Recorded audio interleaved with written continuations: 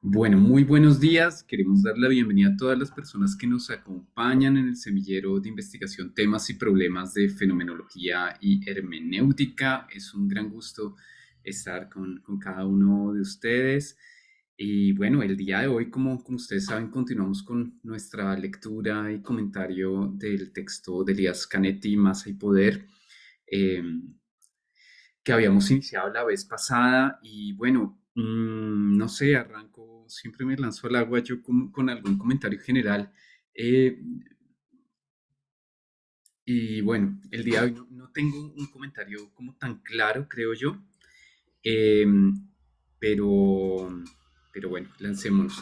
Yo tengo como la sensación, tengo dos sensaciones aquí que cuando leo este tipo de descripciones, digamos, de las masas, tengo una cierta sensación de insolvencia de, de la fenomenología y de la hermenéutica como filosofías del sentido que frecuentemente como que, como que se quedan en la descripción del funcionamiento de ciertas estructuras, pero que no entran frecuentemente a analizar el contenido concreto de esas estructuras, el sentido interno que tienen y lo que eso significa en la vida concreta de las personas. Luego, por supuesto, digo, no, pero estoy haciendo una lectura demasiado exagerada. En realidad, digamos, la fenomenología y la hermenéutica dan para entrar a esto, pero sí me quedo con la sensación de que muchas de las cosas que frecuentemente leo en filosofía tienen una cierta insolvencia, quizás por los autores que yo mismo he tratado. Em, y seguramente hay otros autores que han, digamos, desarrollado más muchos de los conceptos de inspiración fenomenológica y hermenéutica en donde sí se tratan otras cosas. Pero bueno, independientemente, digamos, del rendimiento o no de ambas tradiciones, fenomenológica y hermenéutica, mm, quería insistir en primer lugar en un punto que me parece muy importante. No hay que quedarse solamente como en analizar la estructura del significado o la estructura de la comprensión o la estructura de la experiencia, sino que hay que entrar en el contenido semántico, hermenéutico, eh, en el que concretamente uno vive y existe. Y si uno entra, entonces en ese sentido encuentra, en esos sentidos, encuentra que todos ellos tienen, por supuesto, significado concreto, pero que también tienen una dirección que los anima y que uno discurre por esas direcciones, que este contenido también determina la vida de uno, muchas veces impone unas formas de conducta, pero también exige, reclama y obliga otras formas de conducta. Entonces es muy interesante cómo, por ejemplo, la participación o no en una manifestación estudiantil, en una huelga, si la pensamos como masa, puede exigir un cierto compromiso y cómo quien no participa de esa manifestación es percibido como un enemigo o un traidor. Y entonces se exige un cierto comportamiento frente a esa estructura de significado. Entonces no es solamente que el mundo es en esencia su significado, sino que ese significado vivido nos determina, impone, reclama un comportamiento específico y tiene unas dinámicas de jerarquía y de poder eh, que muchas veces no son completamente transparentes para nosotros cuando estamos viviendo la situación. Entonces, quería como insistir menos en las estructuras de funcionamiento, digamos, de la conciencia o de la experiencia o del mundo de la vida, y más en el contenido concreto de ese mundo y en el compromiso al que estamos sometidos. Y tenía un segundo comentario, a ver si lo logro como captar, está un poco en relación con esto.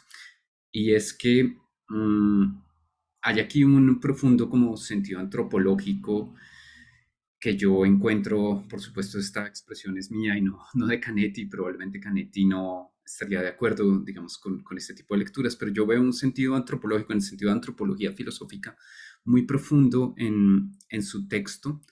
Eh, si bien las masas no son simplemente masas de carácter social, intersubjetivo, sí me parece que se destaca frecuentemente en los ejemplos el carácter social del ser humano que conocemos, por supuesto, desde Aristóteles.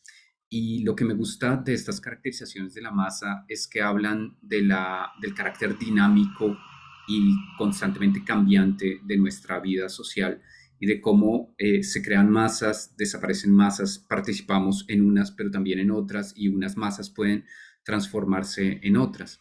Entonces aquí salen como al encuentro un montón de problemas clásicos de la filosofía que son vistos de distinta manera. Por supuesto, el más relevante de ellos es el tema de la identidad individual y colectiva y esta conjunción entre individuo y colectivo.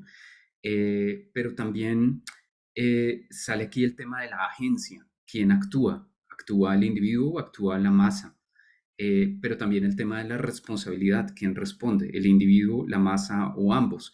Y es muy interesante entonces esa dinámica de relacionamiento del individuo con la masa, en donde el individuo de alguna manera suprime su propia identidad en favor de la masa, suprime algunas de sus particularidades y determinaciones particulares para privilegiar el sentimiento de igualdad con la masa que busca una meta determinada, pero al mismo tiempo nunca pierde su individualidad y la recupera en, en ciertos casos, lo que supone la disolución de la masa también.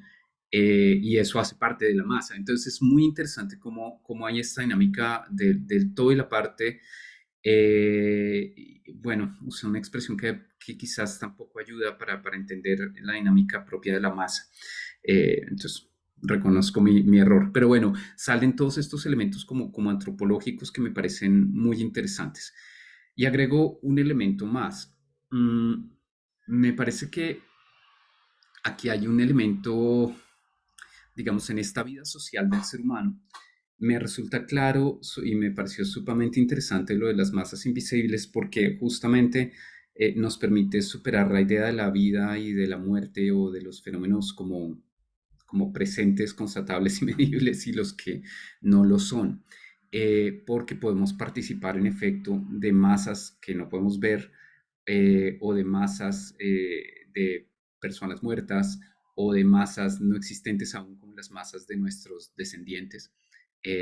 A propósito, hay un párrafo ahí que parece dirigido al texto de Hans Jonas sobre el principio de responsabilidad, muy interesante, sobre las descendientes y la responsabilidad por un mundo futuro. Eh, pero esto me llevó a pensar también en el tema de la temporalidad en fenomenología. Digamos que no se presenta aquí una temporalidad únicamente dirigida al fenómeno actual que estamos viviendo, en donde, por supuesto, retenemos, anticipamos e intuimos algo, sino que se refiere también a nuestra estructura narrativa en la cual eh, tratamos de unir el pasado con el presente y con el futuro. Y esas narraciones, por supuesto, pues van más allá de nuestra vida, comienzan antes de nuestra vida y van más allá de nosotros mismos.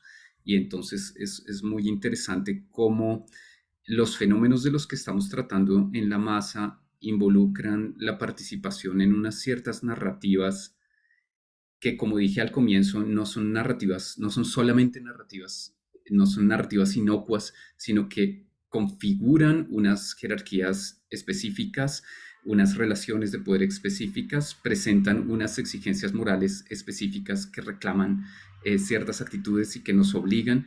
Es decir, son narrativas que tienen un poder fuerte y un carácter determinante en la vida de las personas. Entonces, eh, quería como establecer esta relación entre una idea de temporalidad más narrativa, y este asunto de la participación en la masa.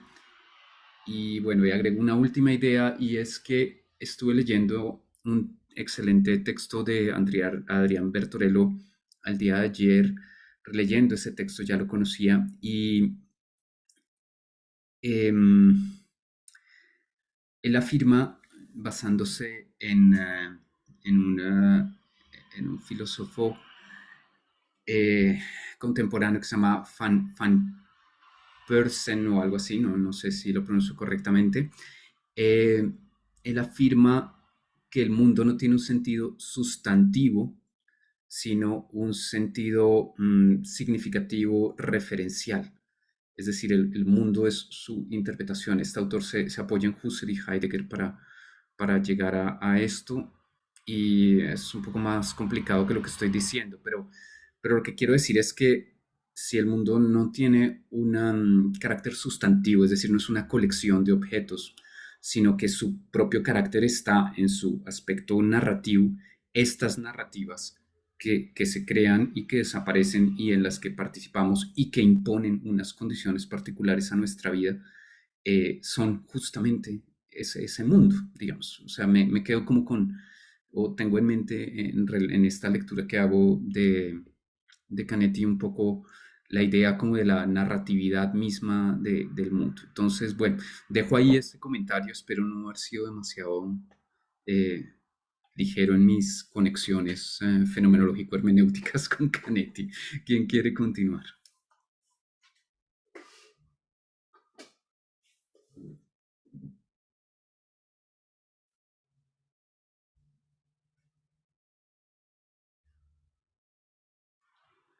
Pues Dale. yo me animo. em,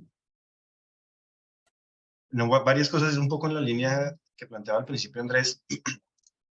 Es un texto que hasta acá, digamos, sigue teniendo ese fuerte carácter descriptivo, digamos así, de hacer muchísimas variaciones.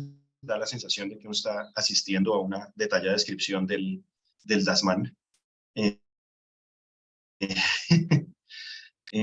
de Heidegger.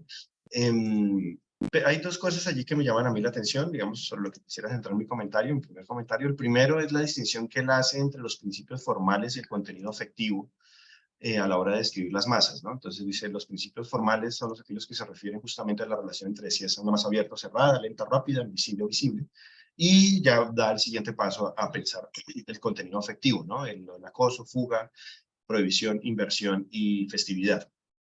Eh, a pesar de que lo anuncie así, yo no veo con claridad esa distinción entre la formalidad y el principio afectivo, pero bueno, o sea, digamos, ya comienzan a tener caracterizaciones como conjuntos más amplios, ¿no? El conjunto de los principios formales y ahora el conjunto de los principios afectivos. Ya cómo se dan las relaciones entre ellos, pues me parece que ya es más complicado establecer como los límites entre cada uno de los criterios que ha escogido para organizar sus descripciones. Eso de entrada, digamos, pero que me parece interesante como ya ir lentamente descubriendo cuáles son cuáles son como sus criterios organizativos, sus criterios descriptivos, como cuáles son las variables con las que va a jugar a la hora de hacer las descripciones. Entonces creo que uno las va descubriendo de a poco. Supongo por el estilo del mismo del autor, no es que desde el principio revele sus cartas y diga voy a hacerlo así, así, sino que narrativamente uno las va descubriendo por el camino. Em, pero creo que es un buen principio como para ir organizando lo que se viene en las lecturas.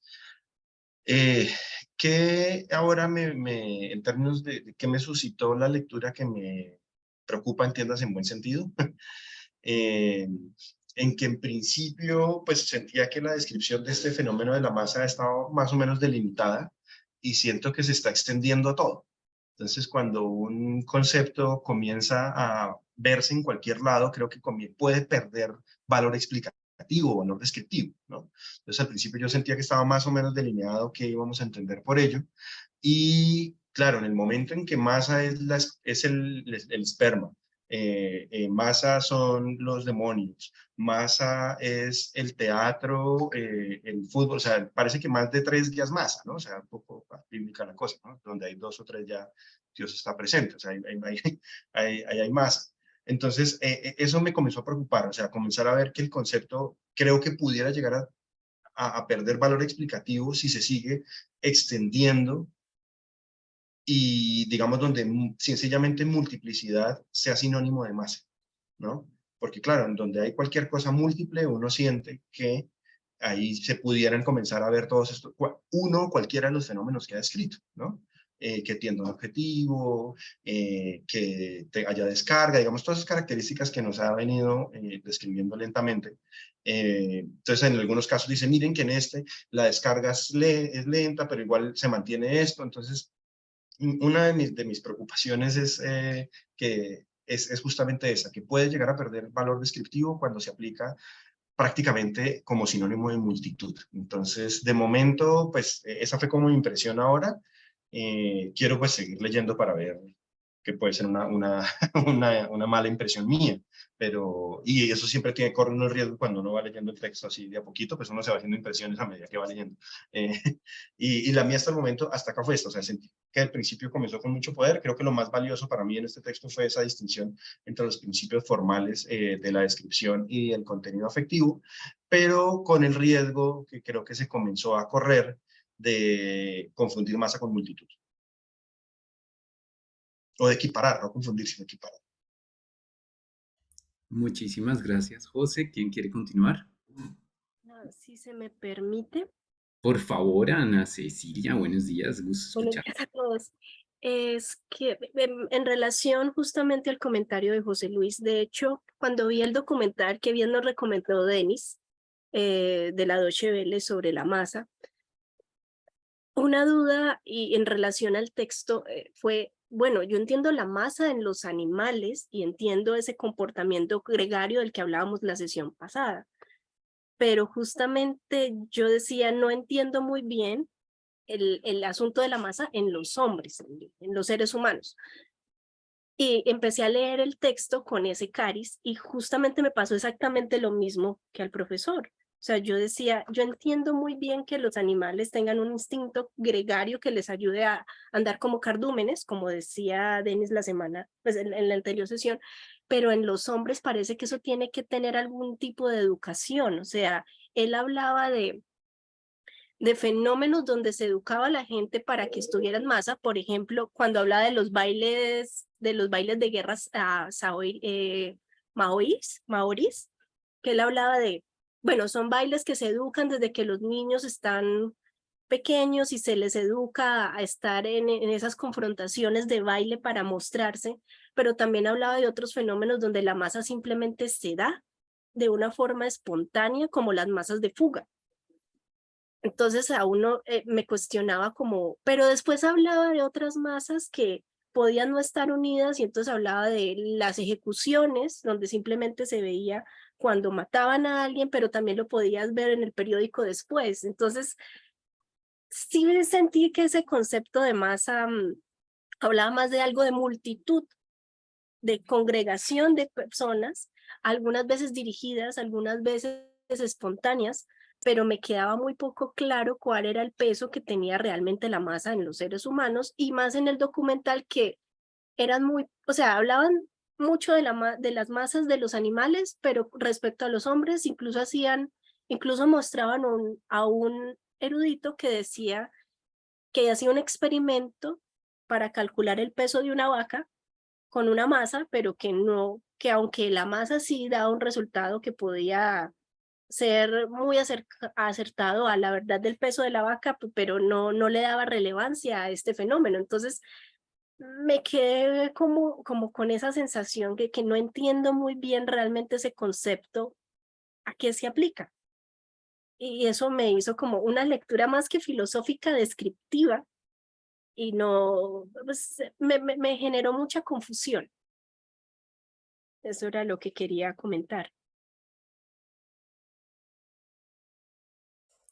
Muchísimas gracias, Ana Cecilia. ¿Quién quiere continuar?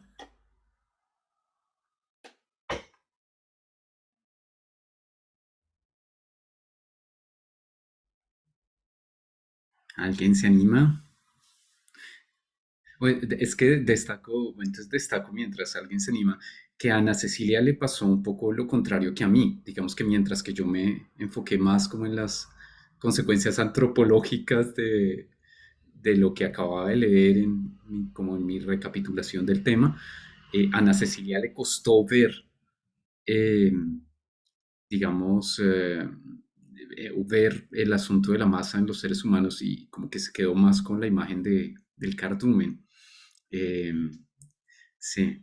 Y por otro lado, entonces agrego otra reacción, pero por supuesto experimenté un poco la misma sensación que José Luis y que Ana Cecilia, como de desaparición un poco del concepto en términos de José Luis o de extensión del concepto y de falta de comprensión por parte de Ana Cecilia.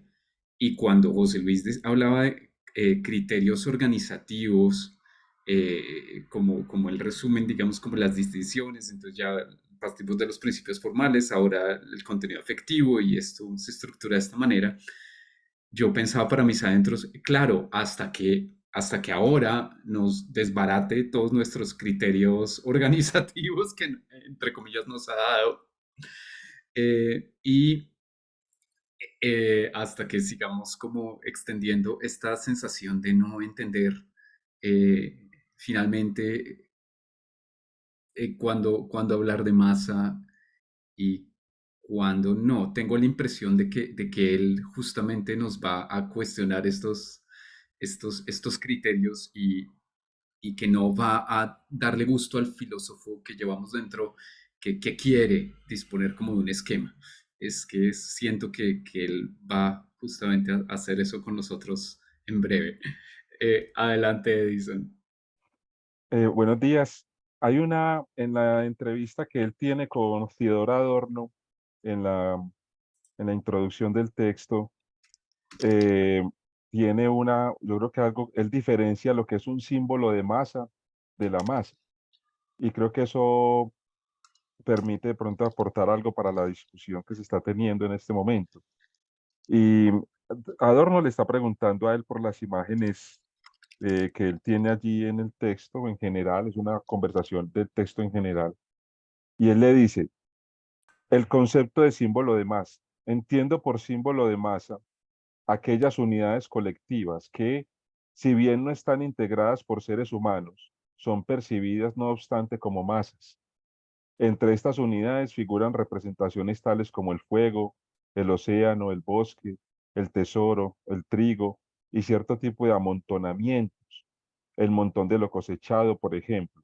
Pues bien, se trata desde luego de unidades existentes en la realidad que sin embargo funcionan como símbolos de masa en la mente del individuo. Entonces yo pensaría es que no sé si aún tenemos todo el panorama para aclarar qué es una masa. Yo creo que yo esperaría, tendría un poquito de paciencia con el texto y más bien con los elementos que ha ido dando. Los símbolos de masa aquí yo creo que permiten de pronto pensar un poco sobre las cosas que él ha ido introduciendo. No es lo mismo, según esto, un símbolo de masa que la masa propiamente. Las preguntas que yo me hago es si la masa, por ejemplo, para Elías Canetti está constituida solo por seres humanos, o si, como nos decía Denis la vez pasada, la sensación de los granos de arroz es un símbolo de masa o se puede considerar como una masa. Eh, yo creería y me atrevería a decir que las masas son configuradas por personas, que es una experiencia. La experiencia de masa las pueden tener las personas. No sé si los animales lo puedan tener. No lo digo como afirmación, es una pregunta en el pensamiento pues, de Canetti en lo que nos ha expuesto. Y me gustó mucho como para terminar esa imagen de la lentitud que tiene la masa porque también es como una invitación yo lo decía la sesión pasada, como a la paciencia como lector, no engullirse los textos, no ser un lector soberbio que quiere entender todo rápidamente. Estoy usando una expresión de Jorge La Rosa en la experiencia de la lectura, que él tiene un apartado donde dice hay lectores quieren todo rápido, absorberse el texto rápido, engullírselo, y se tornan prepotentes frente al texto. Y creo que lo que nos está diciendo aquí Canetti es paciencia. Yo me demoré 30 años escribiendo esto. Tengamos paciencia en lo que les voy a ir exponiendo poco a poco. Entonces, la experiencia que yo, por ejemplo, he tenido con algunos pasajes, lo que he sentido es ese tipo de invitación. cómo ha sido la experiencia, digamos, lo que uno ha sentido cuando está en una masa, o cuáles son las características de una masa. Es decir, Canetti, ¿qué nos está tratando de decir? ¿Qué es lo que Canetti descubre? Que, por ejemplo, con Freud no lo muestra así, o Le Bon, que es con quienes él inicia el debate. ¿Qué es lo que él descubre con relación a la masa que no es freudiano, que no es de esa psicología de las masas y psicoanálisis del yo y análisis del yo, sino que es lo que él descubre, que además de eso no es un largo poema sociológico, como alguna vez despectivamente se le dijo a este texto de Masa y Poder, sino que es lo que él está tratando de construirnos durante este largo pasaje, perdón, este largo texto. Yo en este momento no sabría qué decir qué es una masa, no me atrevería a decirlo, sino que siento que lo que nos está diciendo él es que esto es literatura y que en esta parte de la literatura hay que tener como cierta apertura a dejarse, a dejarse confrontar por esa expresión de docta ignorancia, no sé, y no hay problema. Es decir, vamos poco a poco viendo como lo que él nos va mostrando. A mí, de mi parte, me parece que esa distinción entre lo que es un símbolo de masa y la masa propiamente es una pregunta que quisiera seguir rastreando a ver qué se me abre con el texto. El tema de la lentitud, el, no sé, el temor a ser tocado. Yo sigo con esa primera idea de la primer párrafo, perdón, del primer capítulo, que nada teme más el hombre que ser tocado, y luego como en la masa se pierde el temor a ser tocado, se siente como una totalidad, se siente con individualidad, pero al mismo tiempo como en una mole, como en un todo, pero conservando cierta individualidad allí. Es decir, ahí no se pierde lo individual. eh, la afectividad, es decir, hay una especie de conexión entre quienes están en la masa, tienen un propósito, lo que menciona de las religiones, por ejemplo, que la masa incluso trasciende esa noción de tiempo presente, el de la descendencia, que hay una prolongación, también la masa se extiende incluso a la descendencia, a la ascendencia. Es decir, ese tipo de elementos que él está planteando, que es como una red de reflexiones que yo no me atrevería todavía por ignorancia propia a, yo tengo esa ignorancia, o sea, no sé, creo que él lo que está planteando es una serie de descripciones, no de conceptos, sino de descripciones de lo que pasa en una masa y nos pone a los lectores un reto bastante exigente, que es tratar de entender en qué consiste esa red de descripciones que nos está poniendo. Pero sí me parece, la experiencia de lectura sigue siendo agradable para mí. Muchísimas gracias, Edison. Adelante, Denis. Bienvenida.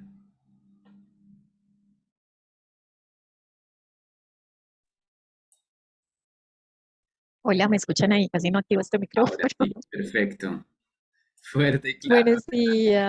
Buenos días a todos y todas. Bueno, escuchándolos muy pacientemente, yo quisiera decir algo. Canetti no es un escritor de definiciones concretas, y yo creo que en eso también estriba la dificultad que a todos los lectores nos causa de alguna manera acercarnos a su obra. No hay una definición, me voy a atrever a hacerles pues como un adelanto, no hay una definición concreta además, hay muchas definiciones. Y yo podría como tal vez proponer un poco acorde con lo que dice Edison. Quizás estamos como habituados a ciertas formas de lectura donde nos dicen este concepto es exactamente, y cuando no nos lo dicen quedamos en una especie de camino sin rumbo claro. Y eso no es que esté bien o esté mal en términos maniqueos, digamos que es la propuesta que tiene el autor. Algo muy interesante en Canetti es que es un autor que yo desde mis lecturas no es que defina, sino que lo acojo como transhumante. Para mí la escritura de Canetti es una transhumancia constante. Él va y vuelve sobre una palabra, va y vuelve sobre una sensación, va y vuelve sobre una experiencia y siempre que va lento, vuelve otra vez lento y siempre que vuelve y siempre que va dice algo distinto.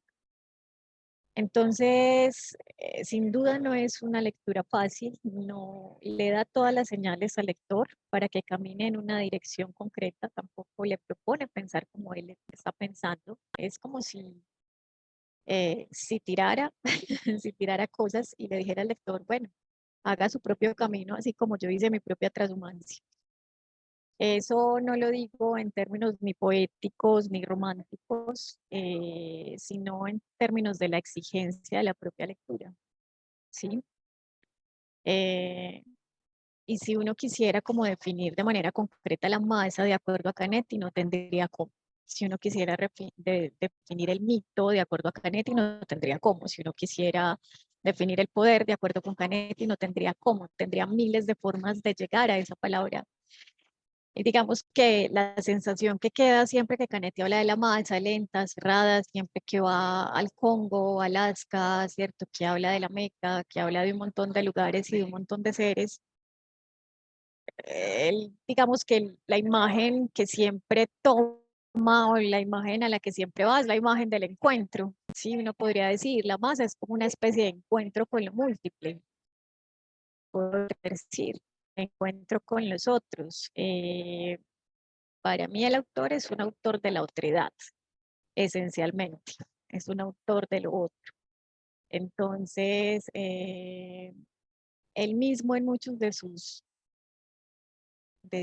reflexiones que tienen algunos de sus apuntes, dice de manera muy categórica, a mí no me gustan las categorías, a mí no me gustan los cánones, a mí no me gustan las órdenes, ¿cierto? Entonces creo que también esa estructura metódica que tiene Masa de Poder, ese montón de tiempo que se demoró para escribirla, tiene que ver un poco también con una escritura muy pensada, para que no encaje en un camino puntual, para que no encaje en una categoría y no encaje en un canon. De ahí que, como bien lo dijo Edison ahorita, pues mucha gente diga es un gran poema sociológico de manera despectiva, otros digan es un ensayo antropológico, otros digan ahí no hay nada de filosofía, cómo puede haber filosofía en algo que va de un lado a otro y a veces no tiene un orden específico. Y entonces digamos que es intencional en el autor proponernos caminos y búsquedas propias. Y pues más allá de lo que por supuesto vamos a criticar de la obra de Canetti, no estamos diciendo que tenga razón en todo lo que diga, ni que su experiencia de escritura sea necesariamente la más amena o la más adecuada para definir algo. Es interesante poderlo escuchar desde ahí, poderlo buscar desde ahí. Denis, muchísimas gracias por tus comentarios. Adelante, Mario, creo que fue quien levantó la mano antes, sí. Y después Buenos Gloria. días a todos y todas. Eh, pues siguiendo esta lectura de Canetti, digamos que comprendo lo que dice José Luis, en el sentido de que intentar atrapar, conceptualizar a Canetti es muy difícil. He intentado como tender puentes con lo poco que sé de fenomenología y ha sido bastante difícil. Sin embargo, también haciendo eco de lo de Denis, traigo cuento pues algo digamos, del contexto de Canetti. Y es que Canetti en sus cuatro tomos de autobiografía, sobre todo en la del segundo tomo, Antorcha al Oído, y en ese mundo tan rico de la Alemania entre guerras, de la Alemania y Austria entre guerras, él señala siempre en algún punto de esa autobiografía que él tiene una alergia al pensamiento filosófico, al concepto, a lo conceptual. Y él en alguna parte de su autobiografía dice que él cuando va acercándose al conocimiento se detiene porque siente que como que lo aparta de la realidad. Entonces él desde un principio señala eso en sus recuerdos. Aparte de eso, viendo la biografía de Canetti, él fue amigo de gente muy interesante. James Joyce, por ejemplo, lo conoció, Isaac Babel, de un escritor tan rico como Hermann Broch, pero en sí él no era amigo, por ejemplo, de filósofos. No, uno no ve que fuera amigo, hubiera llegado a leer o conocer a Benjamin o a Canetti o a Casiredes. Digamos lo que secundando lo que dice Denis, que Canetti en ese sentido tenía una alergia como el pensamiento filosófico, y él en alguna parte, estoy buscando la cita, decía que incluso los filósofos, y él había encontrado en cada uno, cómo se ocultaban de tratar a la masa directamente, como que se ocultaban detrás de sus conceptos. Lo que quería traer a cuento es que precisamente en la antorcha al oído hay un párrafo que me va a permitir leer que habla precisamente de una fecha que fue el 15 de julio de 1927, el que él contempla una protesta de obreros, en general de la población de Viena, que queman, si no me equivoco, un archivo, un sitio donde están archivos judiciales, que la policía ahí entra y golpea a la gente, que hay muertos, que hay una balacera, y que para él fue un momento de catarsis en cuanto al tema que de allá en adelante se propone tratar y que se demora 30 años.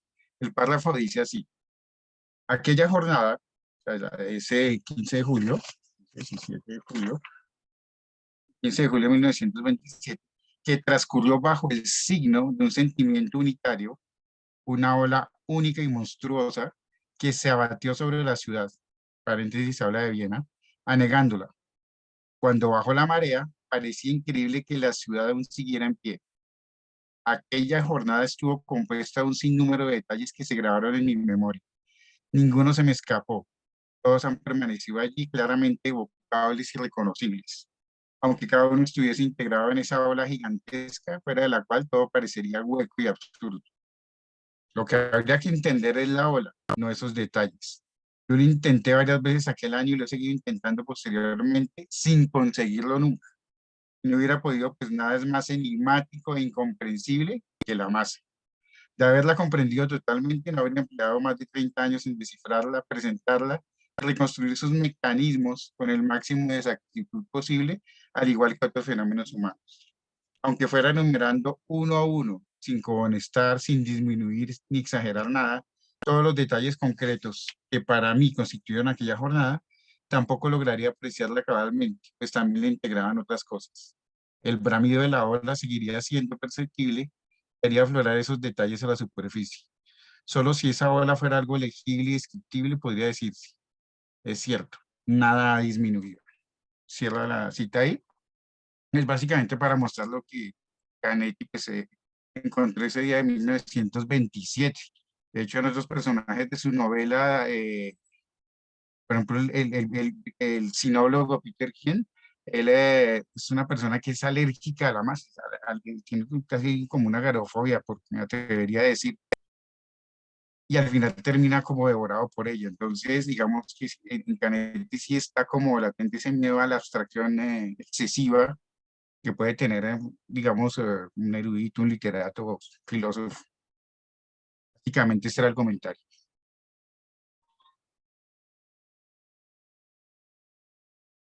Ay, perdón, tenía aquí ya cerrado. Muchísimas gracias, Mario.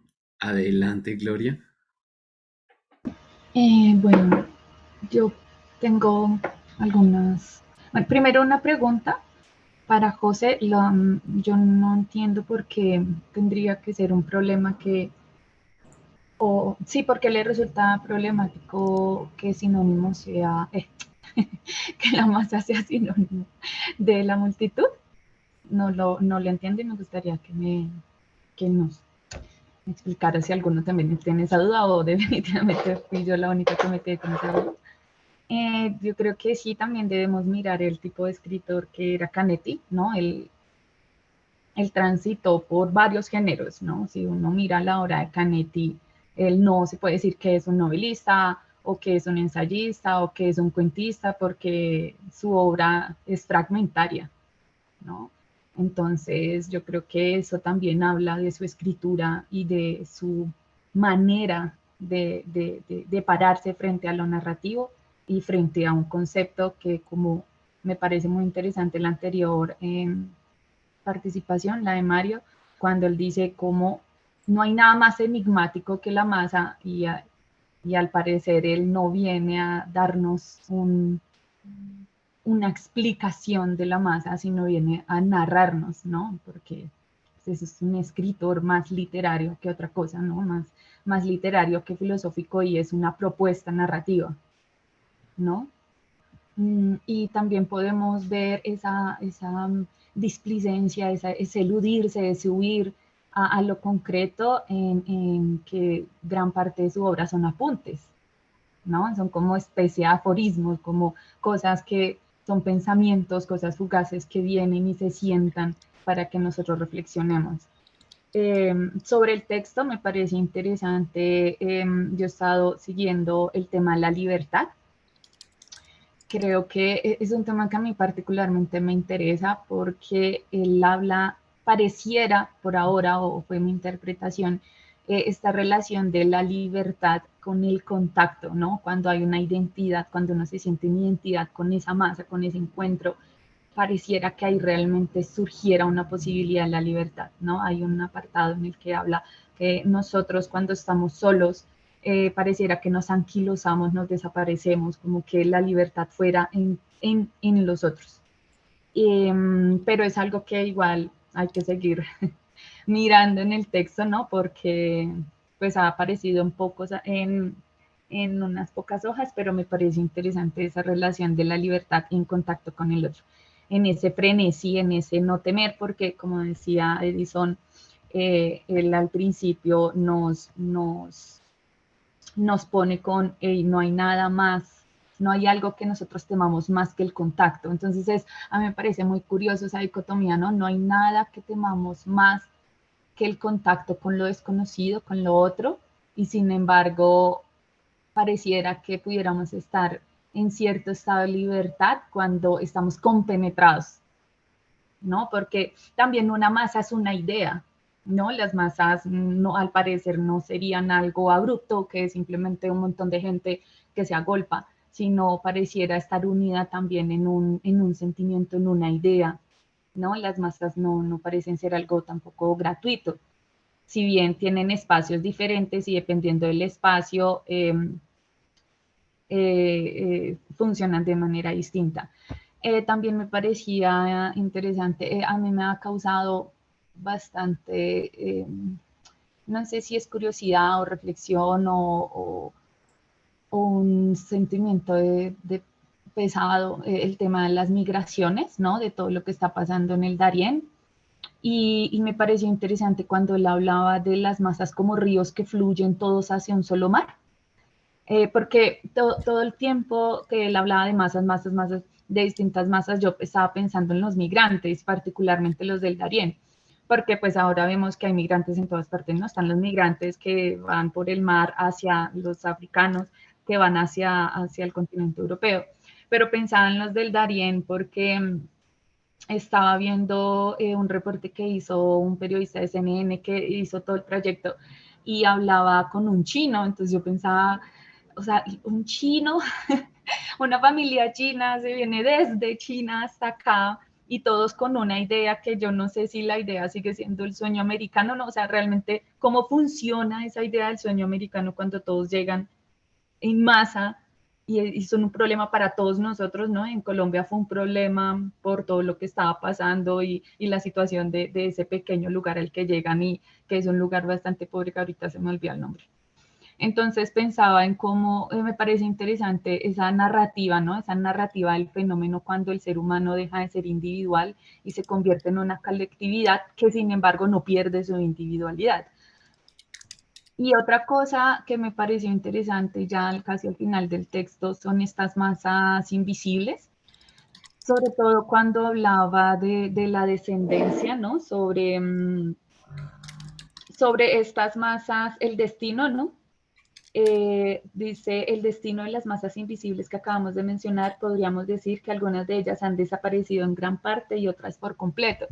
Y lo pensaba no solamente en referencia a los muertos, que ahí está hablando de los muertos, sino de las descendencias, porque, por ejemplo, pensaba en el caso de los indígenas nómadas Nukak Maku, no sé si alguna vez escucharon eso, que solo quedan como 200 personas y pensaba en cuántas descendencias habrán desaparecido, ¿no? De cuántas masas invisibles habrán desaparecido porque se eliminan a estas personas, o lo pensaba con referencia a las lenguas, ¿no?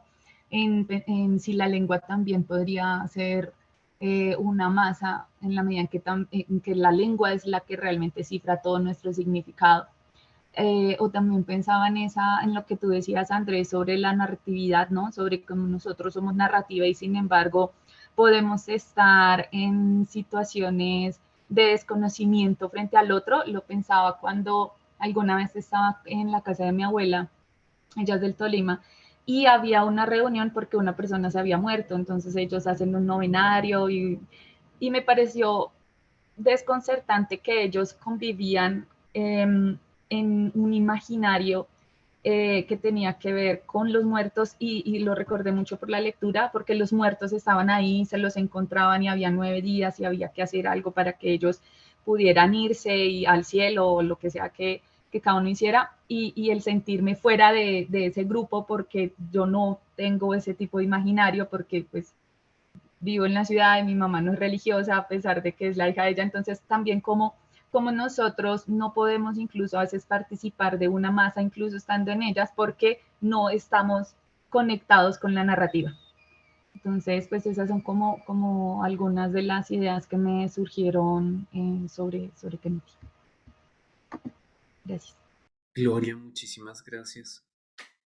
Bueno, levanto la mano. Porque sí, no, es muy interesante. Siempre me pasa que cuando los oigo voy entendiendo un poco mejor el texto, o por lo menos creo entenderlo. Em, yo quisiera, sí, bueno, hacer algunos comentarios un poquito. mm, bueno, a riesgo, por supuesto, de conectar al autor con la filosofía, cosa que él, por supuesto, no quiere.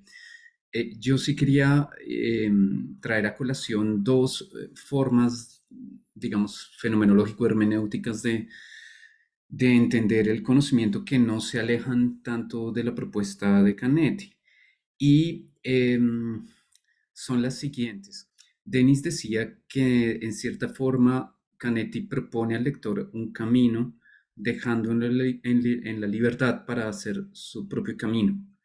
Y esta idea es de alguna manera muy parecida a la idea de indicación formal en el joven Heidegger, que es una forma de hacer que los conceptos no sean vistos como cajas o cárceles que tratan de aprehender la realidad, sino que más bien sean pequeñas indicaciones, es decir, tengan un carácter deíctico que refieren.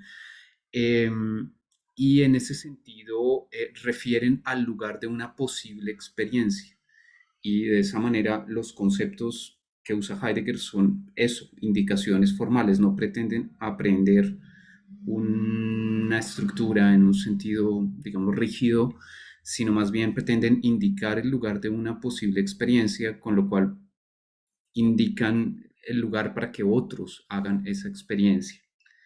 Y es interesante porque eso indica que no hay forma de atrapar o capturar el sentido de las cosas y que en cierta forma hay por lo menos una renuncia a brindar una lectura definitiva de las cosas y una referencia a futuras experiencias, lo cual implica la posibilidad siempre de un cambio en la forma de ver las cosas.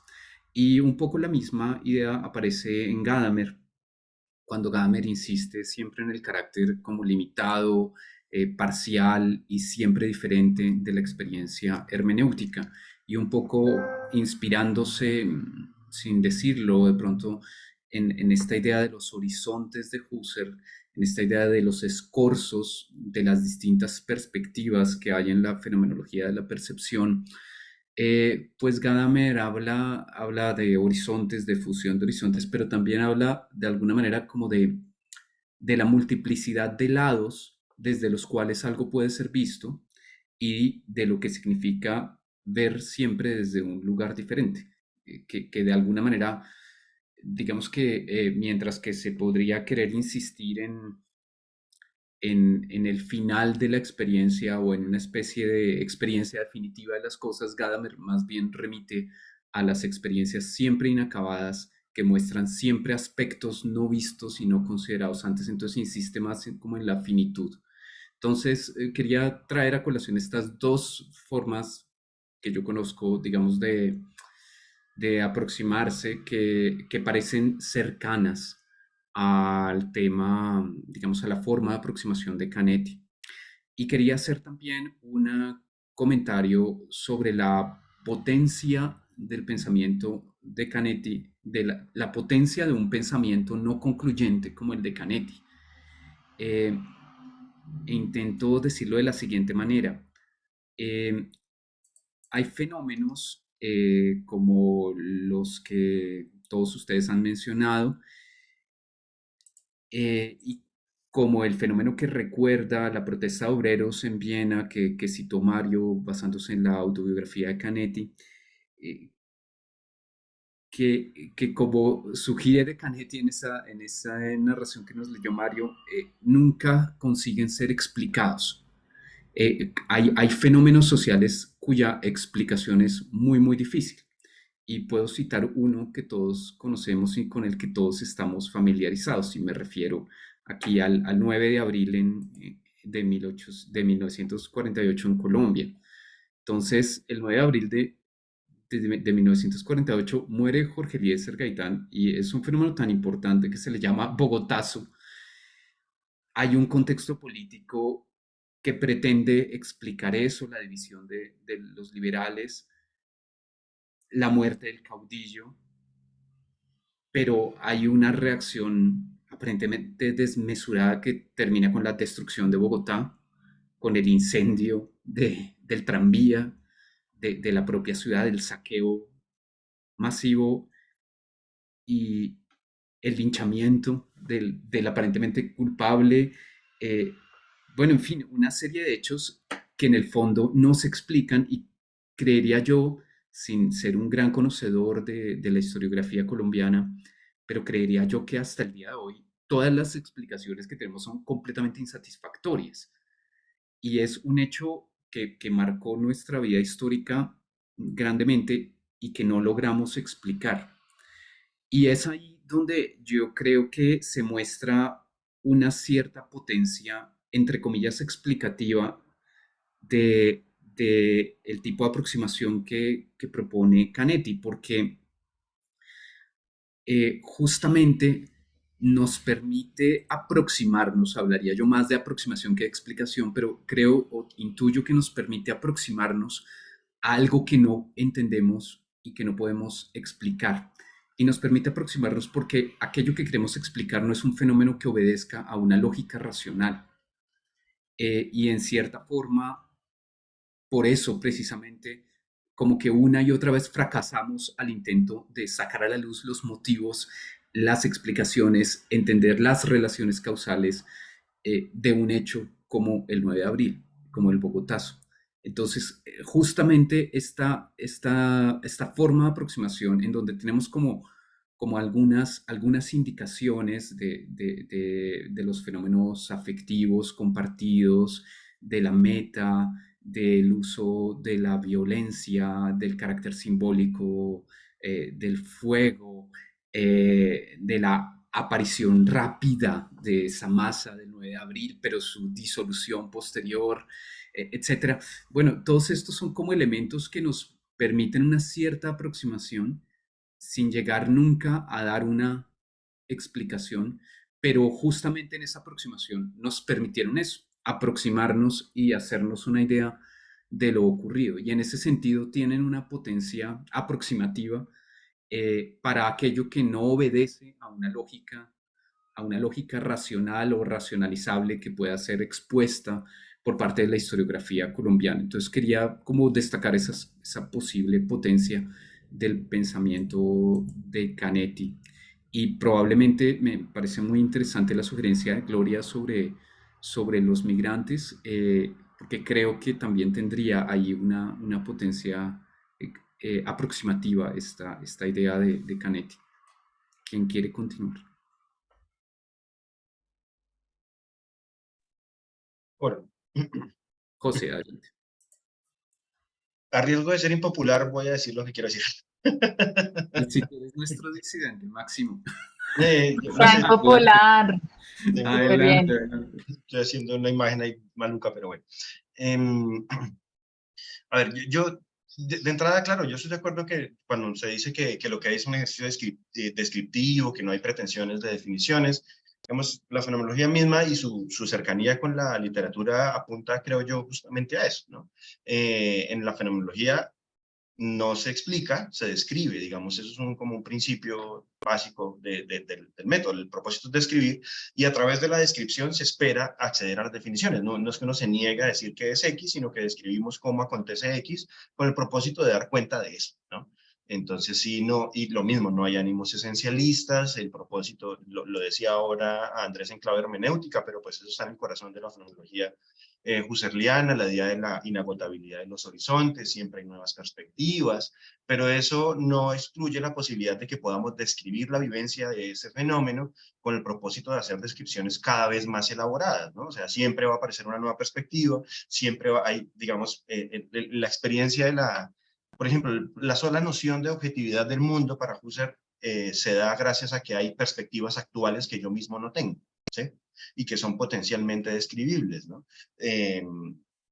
Y ahí en ese encuentro, por eso digamos el método fenomenológico no acaba con la descripción luego del apogeo, ¿no? Hay que ir a testear, hay que discutir con otros, viene todo el momento intersubjetivo donde la descripción se va haciendo cada vez más y más fina, sabiendo que es absolutamente inagotable. Entonces, digamos, creo que escindir o separar descripción de definición no me parece un muy buen camino, porque creo que justamente, si algo nos enseñó la fenomenología, es que podemos llegar a definiciones a través de descripciones sin que ello implique ningún tipo de esencialismo. Ahora bien, a mí siempre de nuevo, aquí viene la parte donde creo que voy a sonar impopular. Eh, em, a mí me hace mucho ruido siempre cuando uno trata de defender a un autor por su autorresistencia a vincularse con otros. O sea, yo desconfío mucho de la narración de los autores de sí mismos. eh, y también, digamos, decir un poco que el carácter fragmentario hace que no podamos preguntarle cosas al texto. O sea, yo entiendo que, pero, o sea, cuando uno lee el autor, por lo menos en este caso, hay una pretensión de generalización. O sea, decimos, tememos que nos toquen. Ya, tememos es todo lo tememos. ¿Sí? O sea, ahí hay una pretensión de generalización. Entonces, en la masa, no sé qué. O sea, siempre hay una pretensión, por más que las descripciones varíen, y si aún cuando sean fragmentarias las descripciones, yo creo que los fragmentos tienen que constituir sentidos, ¿no? No puedo conducir a contradicciones.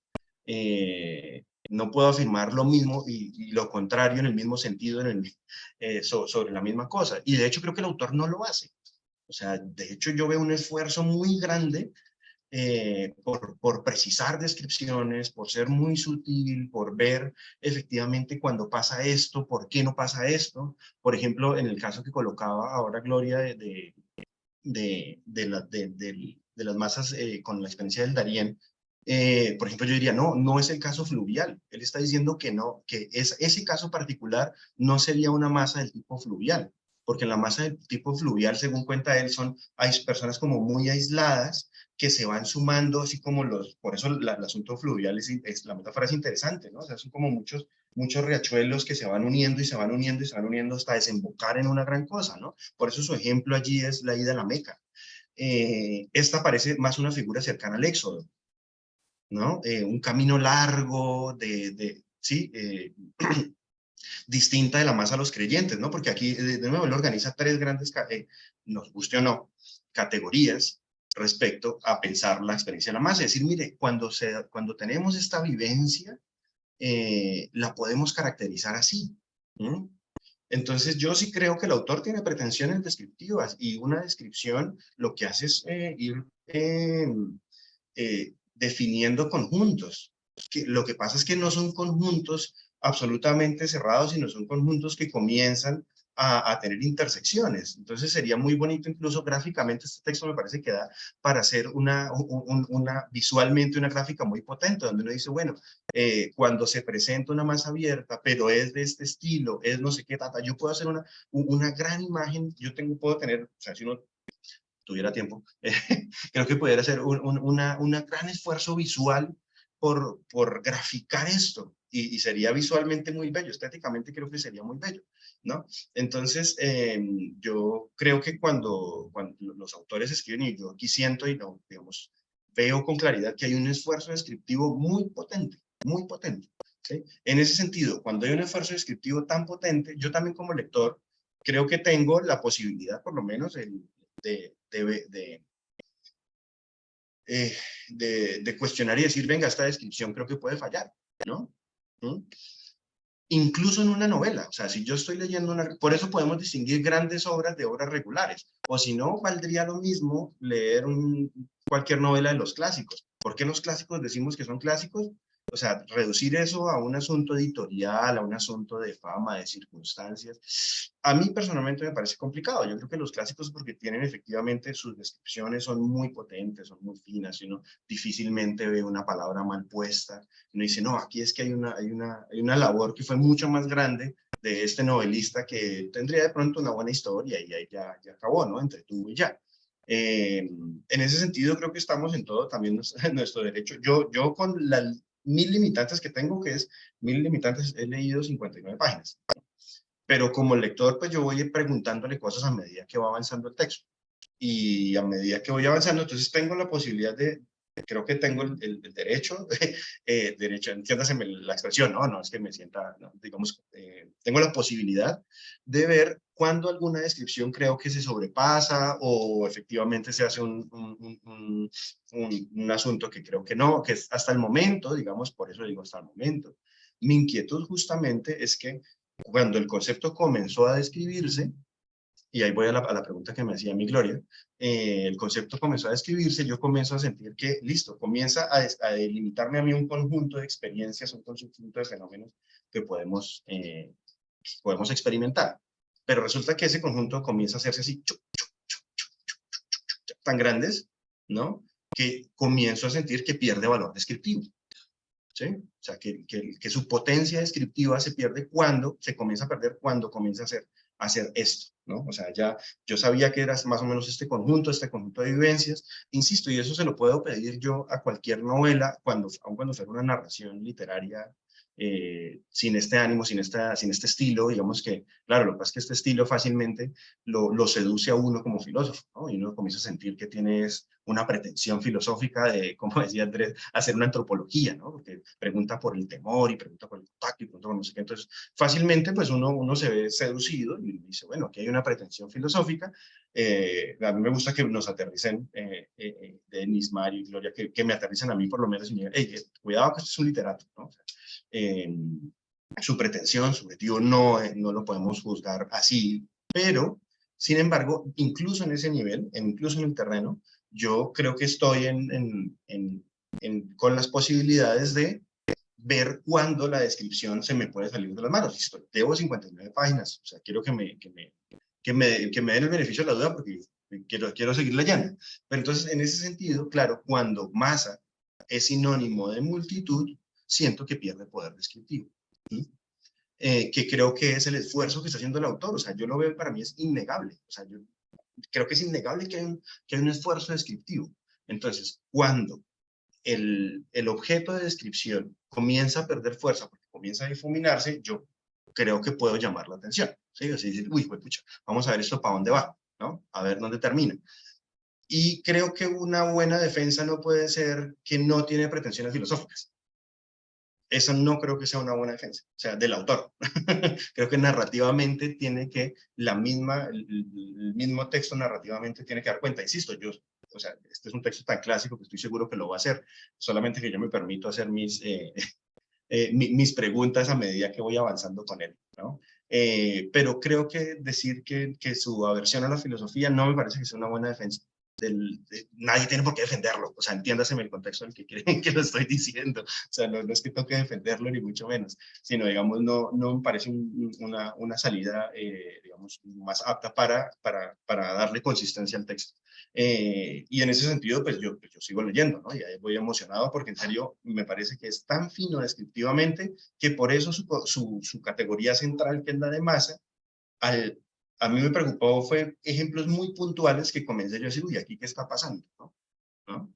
En estos casos siento que perdía la descripción, discúlpame, pero pues si el autor a mí me lo dice, yo le tengo que creer en la narración. Si hay principios formales y si hay contenido afectivo, y son categorías, unas que corresponden a principios formales y me las ha escrito en orden, y otras que corresponden al contenido afectivo, yo tengo que pues creerle al autor que efectivamente esa es la intención descriptiva que lleva. Entonces, cuando hay ciertos ejemplos, cuando hay ciertas descripciones que yo siento que rompen la descripción inicial que él mismo me está haciendo, quiero ver cuál es la lógica interna de lo que va pasando. Hasta el momento, esa es mi sensación. Pero pues hay que seguir leyendo porque estoy seguro que llegará, o sea, estará en algún punto, pero creo que estamos en, insisto, no, a mí me preocupa cuando uno dice, no, es que, no sé, esto pasa mucho con los filósofos, lo que se llama filósofos de la diferencia, ¿no? Es que no busca hacer sistema, entonces, no, a pesar de eso, no puede admitir contrasentidos. No es el caso del autor hasta el momento para mí, pero no creo que el que sea literatura, el que sea fragmentario, permita... eso no es sinónimo de que, como, es que cualquier expresión que utilice va a ser usada en mi contra. Y estoy pasando por sobreintelectualista, estoy seguro, o sea, lo sé, o sea, como si estuviera sobreintelectualizando. Pero insisto, para mí esa es la clave para distinguir una gran obra de una obra regular. Esta estoy seguro que es una gran obra porque me lo ha demostrado y por eso mismo puedo yo hacerle preguntas y fregarlo a ver si sostiene esa consistencia de su mundo. Y ya, qué pena. No creo que estemos tan lejos, José, en nuestras apreciaciones. Adelante, Gloria. Si no, y se vale el disenso, ¿no? Porque si todos estamos de acuerdo, a veces la mayoría suele equivocarse. Entonces la voz del disenso nos mantiene a raya, porque puede suceder con la literatura, ¿no? Que, como decía José, uno se embeleza y es como el flautista que te va llevando, y uno puede a veces quizás perder el rigor crítico, y me parece muy interesante, y de hecho yo no había pensado esas dos formas que hablas ay, se me acabó de ir, de lo formal, y pienso como que voy a devolverme y a revisar eso porque me parece una lectura interesante. Yo también pensé...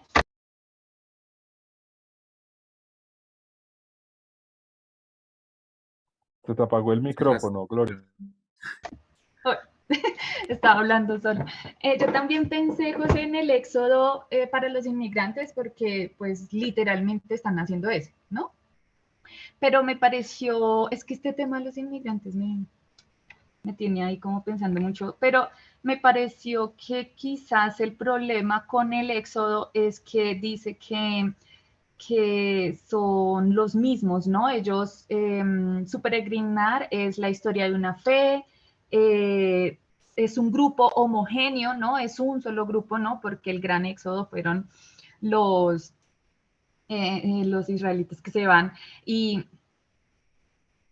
yo creo que eso es lo que me choca para que los inmigrantes entren dentro de la figura del éxodo, porque ellos son una mixtura, son heterogéneos, tienen un fin, ¿no? Que es llegar a Estados Unidos. Entonces, por eso yo pensé más en la red fluvial, porque vienen de distintos lugares, no son los mismos, no se renuevan con generación tras generación, o sea, no son el mismo pueblo, solo que terminan llegando los descendientes, sino son distintos pueblos que quieren llegar a un solo lugar, ¿no? Entonces, por eso quizás saqué el tema de los inmigrantes de la masa como tipo éxodo. Entonces, pero creo que como tú dices, hay una visión gráfica muy potente y que nos puede ayudar a comprender muchos fenómenos. Yo creo que nosotros en nuestra época moderna estamos viendo distintos tipos de desplazamientos, de masas, de uniones. Por ejemplo, también pensaba en la primavera árabe, ¿no? Cuando la gente se reúne porque ya está cansada de las situaciones a las que se han visto expuestas, y a pesar de tener, o sea, todos tienen una misma fe y todos están inconformes con algo, y eso explota y luego se difumina. También pensé cuando cuando estaba hablando de la decapitación, pensé mucho cuando el pueblo de Irán, es que confundo Irán con Irak, creo que es Irak, echan por tierra la figura de ese líder, ¿no? Porque él también nos habla del material de las cosas. Sí, me parece muy potente y me parece interesante también mirar que no nos dejemos llevar solo como por la finura de la escritura, sino que seamos críticos frente a ella. Entonces, celebro tu posición, pues. Muchas gracias. Esa masa está creciendo, José.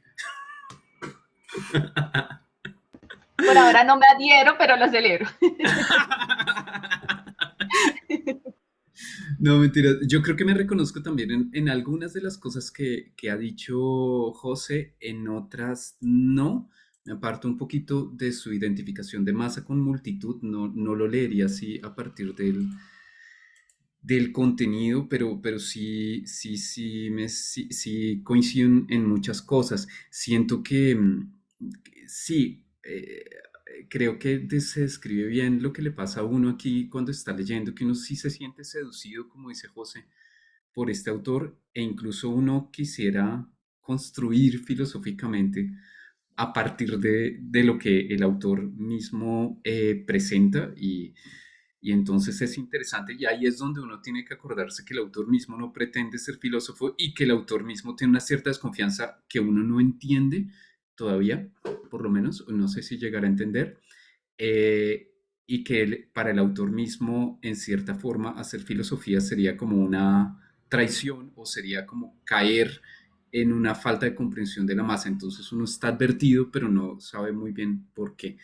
lo cual está bien porque pues hay que comprender al autor, pero también hay que cuestionar lo que el autor dice. Em, por otro lado, sí creo que hay también en esta lectura como una cierta pretensión de hablar de la masa. José lo llamaba pretensión de generalización. No sé si pretende un concepto general, no creo por lo que sabemos.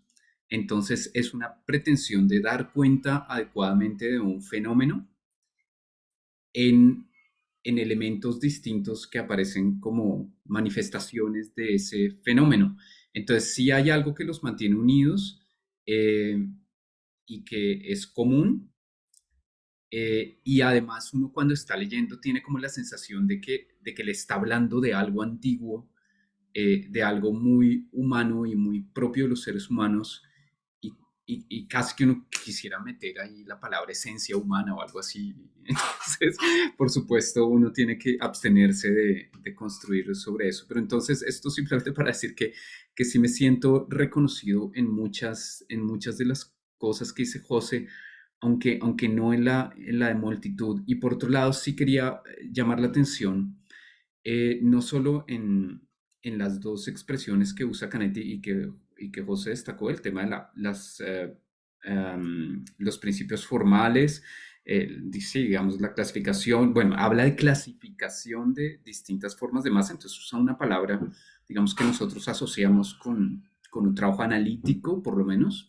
Entonces, clasificación y habla de principios formales, principios es arge, ¿no? Que ordenan, que dirigen, etcétera. Entonces uno relaciona todo eso con cosas que sabe, pero también de estos distintos como contenidos afectivos y elabora una clasificación y uno tiene como la sensación de que él además tiene muy claro su argumento y que uno espera que lo presente más adelante, porque entonces señala cosas que va a decir más adelante y todo esto aparece como resultado de una larguísima reflexión, entonces uno como que espera esto, pero también habla de las propiedades de la masa, y entonces nos había hablado antes de la dirección, la igualdad, etcétera, y entonces aparecían como propiedades, entonces también aparece un vocabulario que él usa, explicación, propiedades, principios formales, bueno, que es, digamos, pseudocientífico social, si se quiere. Entonces también eso mismo despista. Bueno, me callo. Denis, adelante. Gracias, Andrés. Bueno, yo también celebro la celebración de Gloria respecto a a José, creo que a mí sí me parece muy importante que haya crítica, pero me genera un poquito de ruido algo y es que establecer los puntos de partida de la escritura de Canetti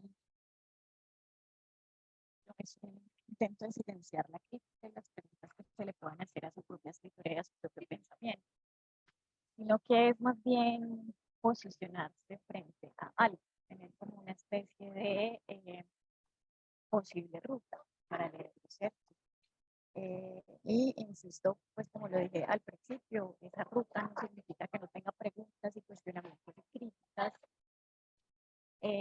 sino que si partimos de la pregunta que es exactamente la masa, pues lo vamos a encontrar en el texto, ¿sí? por llamarlo de algún modo. Pero celebro muchísimo, por supuesto, que se le hagan preguntas a los textos y se le hagan preguntas al autor.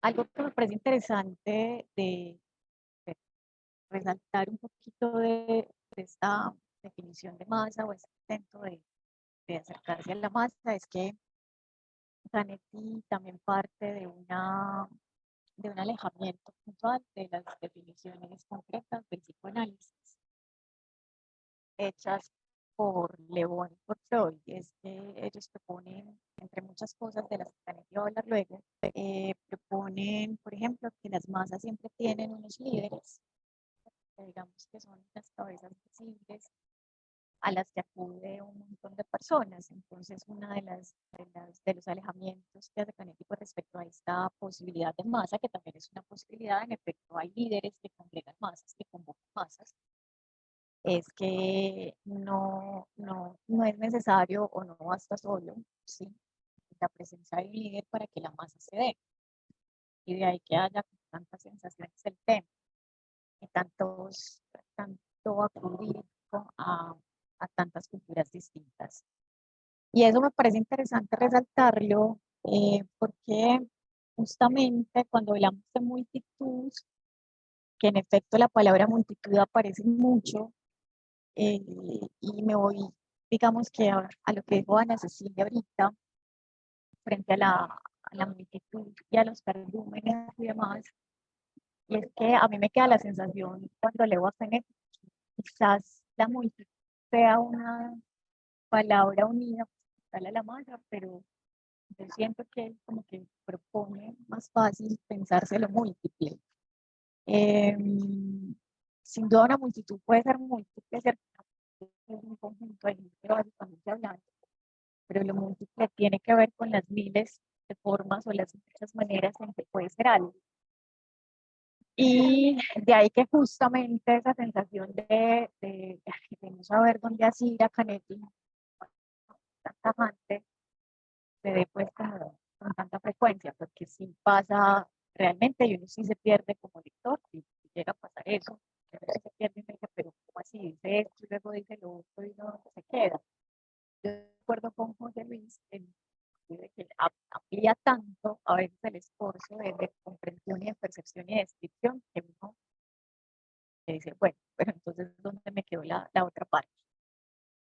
Entonces no sé si la sensación sea más fácil o múltiple, si podamos pensarlo desde ahí.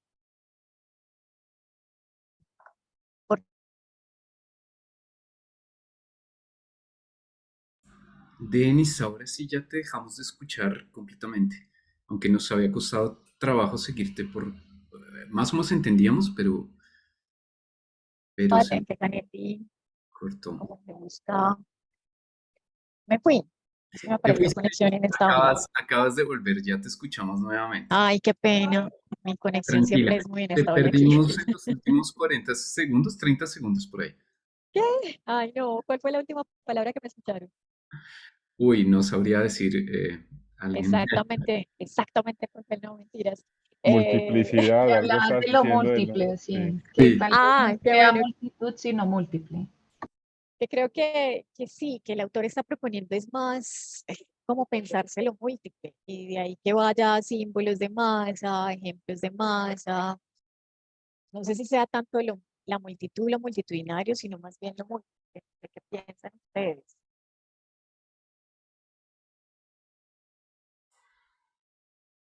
Muchas gracias. Pues yo tengo que defender de pronto mi afirmación, pero no sé bien cómo. Yo afirmé masa no es multitud y José afirmó masa parece ser semejante a multitud. Y es que aquí como que, bueno, digamos que si tenemos en un extremo los granos de trigo o los granos de arroz, los cardúmenes de peces y aves, y al mismo tiempo tenemos los movimientos sociales, las huelgas, asistencia a teatro y demás, pues parecería que nos encontramos ante fenómenos de multitud y parecería que nos encontramos ante fenómenos como muy distintos entre sí. En todos ellos, no obstante, creo que pueden identificarse algunos elementos comunes que yo creo que Canetti está, digamos, sacando a la luz. Yo veo, digamos, por supuesto, la reunión de elementos diversos que por sí mismos pueden ser independientemente de los demás, pero que aparecen en un conjunto y que se comportan de manera determinada en el marco de ese conjunto. Eh, Dentro de ese comportamiento, entonces, puede haber movimiento o no, puede haber retención o no, hay un inicio y un final y una descarga o una o un final. Entonces, no sé, en los comportamientos animales veríamos, yo creería que en algunos momentos frente a la amenaza que representa, por ejemplo, un gavilán, las aves se comportan de cierta manera o bueno, no sé si estoy dando un ejemplo correcto en particular. No conozco suficiente de etología eh, animal, pero bueno, supongo que en algunos momentos se pueden identificar cosas comunes. Más difícil verlo con los granos de arroz, pero creería yo que de lo que se trata aquí es de entender que percibimos el arroz tanto como conjunto como individuo. No sé si, bueno, voy a intentar construir sobre ello y aproximarme. Eh, la, digamos que el arroz, por supuesto, si yo no lo pongo en una taza, él no se mantiene unido por sí mismo. Pero, pero el arroz como tal es un conjunto en el sentido de que no está hecho de granos individuales juntos, sino que ellos forman un todo, una totalidad, eh, y probablemente un plato de arroz no es ya solamente una suma de individualidades, sino un conjunto, por lo menos. El arroz considerado como, digamos, en un depósito de arroz, en un silo, considerado como recurso, como propiedad de una comunidad, como mercancía que tiene que ser llevada de un lado a otro, como que ya aparece en una trama de significados socialmente atribuidos, que le dan, digamos, propiedades semejantes a las de la masa. Entonces, entonces creo que acá se trata, digamos que más allá de la distinción entre lo inanimado, lo animal y lo humano, se trata aquí de entender que todos estos fenómenos de masa eh, están relacionados con el carácter significativo que los seres humanos le atribuimos a esa masa y que aparecen frecuentemente ligados a las concepciones que tenemos los seres humanos, y que en nuestra civilización llamaríamos religiosas, mágicas, eh, o demás, y que tienden a atribuirle a las propias cosas una cierta divinidad, una cierta intención, una cierta agencia, etcétera, etcétera. Entonces creo que él está en busca de estos aspectos como relacionados con la agencia, que independientemente de si son reales o no reales, si pueden ser susceptibles de ser evaluados científicamente o no, forman parte, digamos, de las culturas y de la manera como los seres humanos entendemos nuestro propio mundo. Por ahí es donde yo vería que medio se puede defender la idea de que la taza de arroz puede ser vista como una masa, igual que puede ser vista la huelga o algo por el estilo. Esa es como mi hipótesis interpretativa que por supuesto necesita más sustento y confirmación que espero obtener a medida que vaya leyendo, pero lo vería por ahí. Gloria, adelante. Sí, estaba pensando en que al igual que dicen a mí, este primer párrafo con el que comienza el texto, en el que no, él nos va a hablar de masa y lo primero que él habla de manera muy contundente es: nada teme el hombre más que el ser tocado por lo desconocido, elude el contacto con lo extraño. Y luego él nos habla, pues para los que saben alemán, yo no sé, de la palabra angreifen, no sé cómo se pronuncia, y me parece que de ahí parte esa dicotomía, ¿no? Humana, esta dualidad en la que nosotros estamos insertos, y es atacar y asir. Entonces pensaba, a mí yo pienso que este libro puede partir, quizás lo que va a decir es una obviedad, ¿no? Y todos ya se les ocurrió y yo descubro el agua tibia, pero de por qué se reúnen los hombres, ¿no? ¿Por qué? Si el, el primer instinto o el instinto en cada uno de nosotros es rechazar lo otro, ¿no? Como cuando él hablaba de, a veces, el solo hecho de que alguien te roce, estás pidiendo una explicación, una disculpa, y lo que pasa cuando no se disculpan, ¿no? Cualquier tipo de contacto es molesto. Y sin embargo, ¿por qué se reúnen los hombres si tanta aversión y rechazo les causa, no? ¿Qué pasa? ¿Por qué surgen esos encuentros masivos? Y a mí me da la sensación de que él estaba mirando como, mire, surge en esta circunstancia, en esta, y los encuentros nunca son los mismos, porque es distinto el encuentro en un teatro, es distinto el encuentro en un anfiteatro, es distinto, incluso nos habla de lo moderno con los deportes.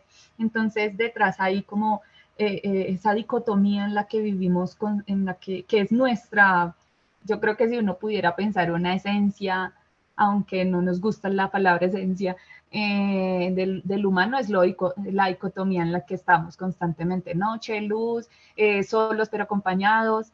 Entonces, yo creo que esa podría ser para mí una pregunta interesante que recorre todo el texto, ¿no? Porque si los hombres tienen aversión, los seres humanos tienen aversión al contacto, sin embargo, tiene esa imperiosa necesidad de estar unido, y no unido, no un unido cualquiera de dos o tres, sino compenetrarse de tal forma que se pueda dar ese tipo de masas apretadas, ¿no? Que terminan siendo casi asfixiantes, y sin embargo las personas no están asfixiadas y angustiadas en cierto momento, ya después posiblemente sí, sino el gusto de sentirse unos con otros. Por ejemplo, pensaba en esta tragedia que ocurrió, creo que ay, se me fue, del sur. Es el país asiático, ¿cómo se llama? El que es una islita que está dividida entre sur y norte. Se me olvidó el nombre. Corea. Sri Corea. Lanka, ok. Gracias. Es que se me van las palabras.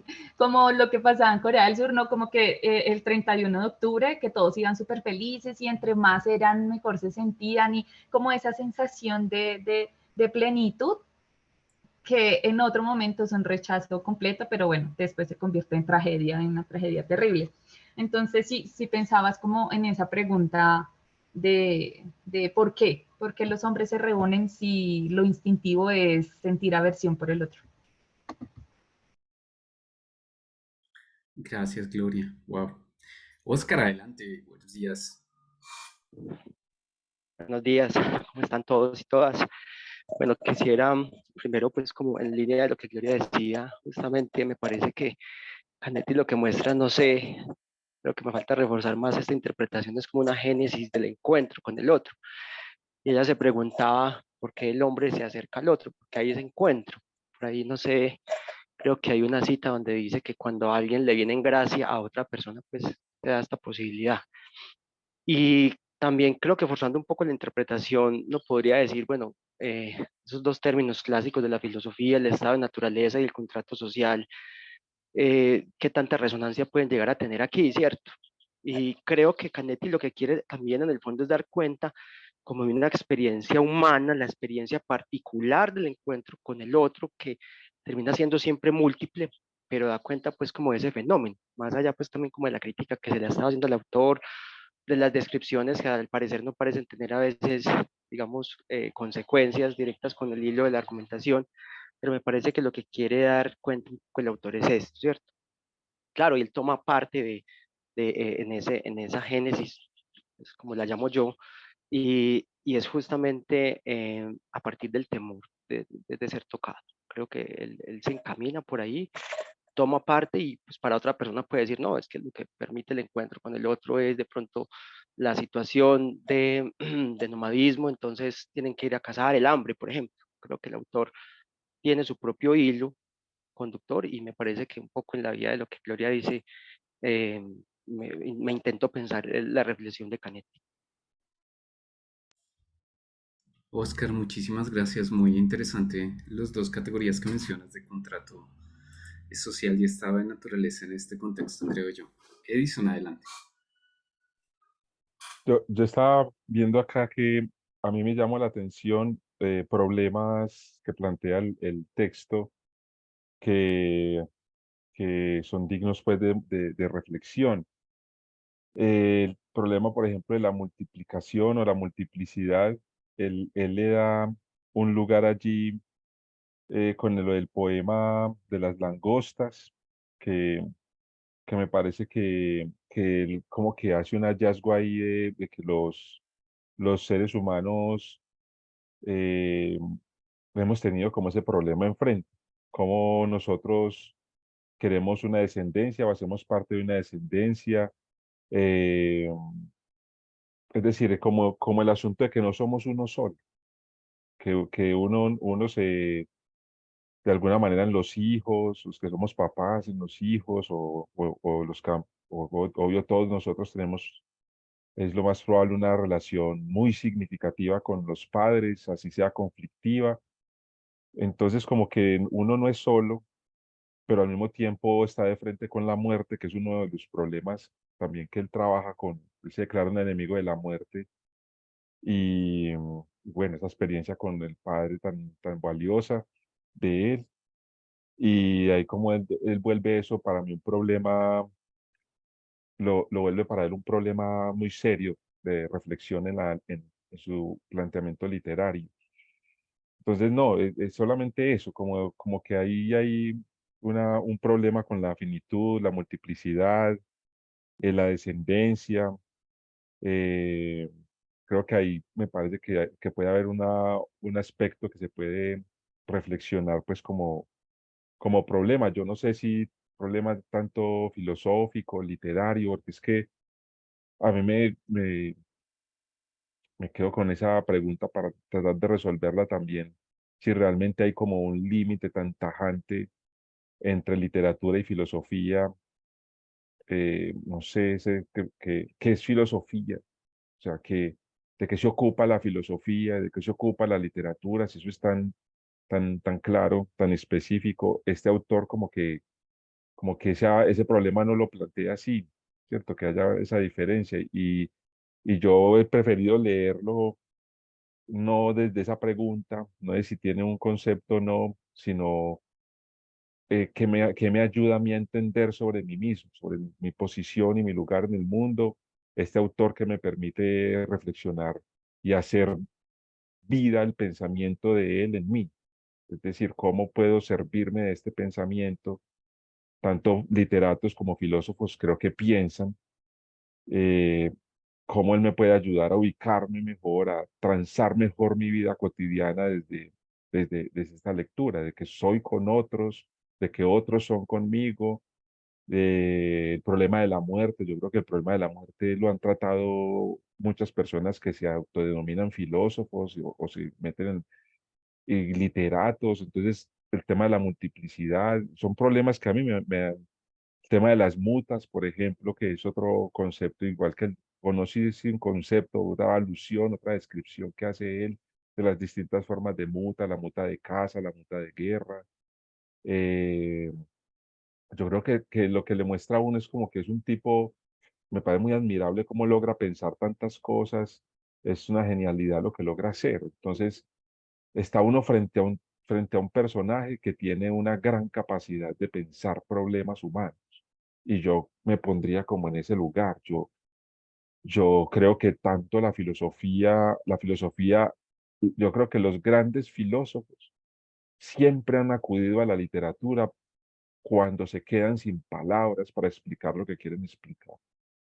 Acuérdense en la noción de metáfora en Aristóteles que dice, usamos una metáfora, es una transpolación de sentido cuando las palabras no son suficientes para explicar o dar a entender algo. Entonces uso la metáfora, la ira de Aquiles es como la de un gran felino, bueno, yo qué sé, él ha- estoy pensando en poética y retórica, en los textos de Aristóteles, cuando él habla sobre la metáfora. Entonces, me parece que este autor permite como ubicarse en un intermedio, como en que el pensamiento se mueve así en ese umbral, ¿no? En que definimos conceptos, pero al mismo tiempo esos conceptos definen nuestra vida afectiva, que es de lo que sí se ocupa mucho la buena literatura, o la literatura, pues no voy a decir buena o mala, sino la literatura se ocupa tal vez de mostrar esas cosas humanas que de pronto escapan a las tenazas del concepto. Entonces, me gusta eso de esos, él plantea problemas, reitero, la multiplicidad, la muerte, el tema de la multiplicidad y la descendencia, la finitud. Me parece que ahí hay cosas como muy interesantes, pues que quisiera pues como decirlas aquí de ese modo. Yo voy a complementar también un poco lo que está diciendo Edison, creo, porque yo quería destacar como la potencia filosófica. Ya en algún comentario hablé sobre la potencia, digamos, para los fenómenos sociales. Habría, digamos, una potencia, por ejemplo, también sí, para los movimientos sociales obreros que describió, por ejemplo, el marxismo. Uno podría pensar estos fenómenos no solo en los términos marxistas, sino en términos de masa, y podría encontrar un rendimiento que no está en el marxismo, por ejemplo, pero ese sería, por ejemplo, una forma de aprovechamiento. Entonces hay un aprovechamiento para la historia, para la sociología, para la filosofía social, y agrego algunos otros. Por ejemplo, en la página 45, cuando se habla de la humanidad futura, de los descendientes y los antepasados y las masas invisibles, él justamente habla de esto, de los no nacidos, en los mismos términos de Hans Jonas, este filósofo alemán, alumno de Husserl y Heidegger, que él escribió el principio de responsabilidad, que es una ética para los no nacidos. Entonces, las masas invisibles, como la de los que aún no han nacido, como los de la unidad futura como conjunto, dice acá, pues es muy interesante cómo aun cuando se trata de una masa invisible, y alguien podría querer agregar no real, puesto que no existe, no obstante, su propia realidad y su propia efectividad, su propia incidencia y los efectos que tiene en nuestra realidad y en nuestra vida son apreciables, digamos.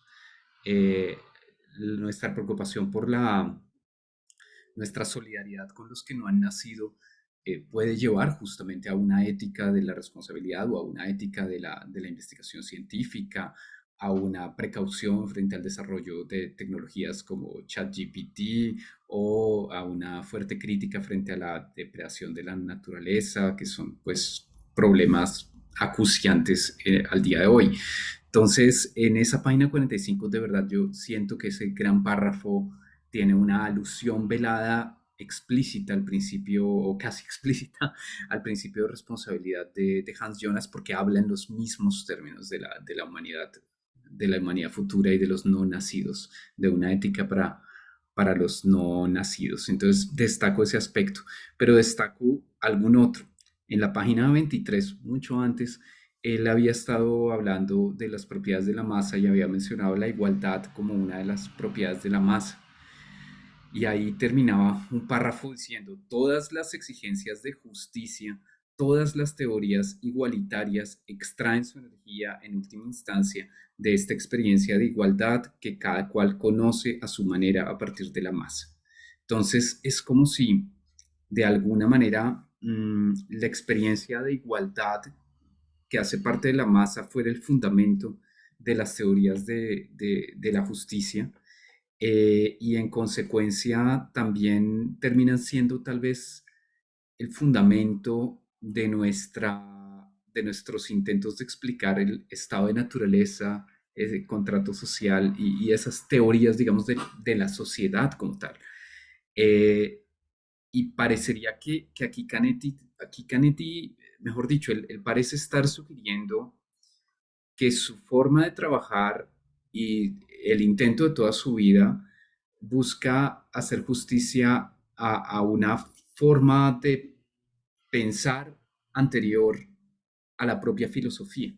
Eh, digamos como que probablemente coincide con la filosofía en la medida en que trata los mismos temas y un poco Edison los mencionó, no sé, bueno, la muerte, lo múltiple, etcétera, lo uno y lo múltiple, la muerte, todo esto, pero, pero Canetti, digamos que pretende estar aludiendo a algo más básico, a algo más salvaje, carnal, si se quiere, eh, que no lograrían atender las teorías filosóficas. Les leo otro pequeño pasaje que me llamó la atención, me pareció muy interesante. En la página 25 también, muy al comienzo, estaba hablando de las huellas y del ritmo y de la masa rítmica. Y entonces dice, la escritura más temprana que aprendió a leer fue la de las huellas. Era una especie de notación musical rítmica que existía desde siempre. Se imprimía espontáneamente en el suelo blando y el hombre que la leía asociaba a ella el ruido de su origen. Y es muy interesante entonces, bueno, incluso en la prehistoria, o sea, no, acuérdense que nosotros solemos dividir entre historia y prehistoria y la distinción tiene que ver con la aparición de la escritura. Pero entonces aquí hay esta alusión como tan interesante a la prehistoria, en la que no hay escritura y sin embargo hay lectura y escritura en otros términos. Y entonces Canetti se remite a algo más antiguo, algo más básico, que sin embargo habla todavía sobre lo que nosotros somos, de alguna manera. Digamos que nos reconocemos en esa lectura de los primeros seres humanos en las cavernas y en las estepas, y nos reconocemos como en esos seres aparentemente tan distintos y tan lejanos como también humanos, y como lectores de una realidad y en la que ya había masa y en la que ya había escritura. Entonces, las huellas dan cuenta de la masa de otras tribus que pasan por ahí o de la masa de animales, y del alimento. Y entonces, fíjense como lo básico, ¿no? El cuerpo, el alimento, la muerte, son como temas muy simbólicos para la existencia humana y a los que vuelve una y otra vez constantemente la filosofía. Y también la muerte, la vergüenza y la ejecución pública. Entonces nos sugiere y no nos deja de generar cierta incomodidad que el periódico, que la lectura del periódico, y habríamos podido agregar ahí las redes sociales y el YouTube, ¿por qué no?